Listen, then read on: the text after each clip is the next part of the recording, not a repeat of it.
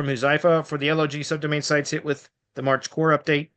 Should we duplicate the sites to a new subdomain and delete the old sites? No, I would. Well, it depends. Was the root domain hit? If all subdomains, basically disappeared, not were de-indexed, but just like traffic dropped, they're not ranking at all anymore, then it's likely the domain was hit, which means just replace the domain. Okay. It's super easy if you're using high level because it's just a changing of DNS records from this. You just add the CNAME to a different domain and remove the CNAME from the old domain. Boom. Now all your sites are up on a new domain. Does that make sense?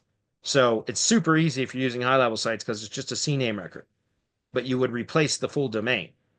If you have individual subdomain sites that were hit, but the root domain wasn't, and other sibling subdomains were not hit, and they're still ranking, showing up in search results and all that kind of stuff, then yes, you can just change the subdomain, and then it should be fine.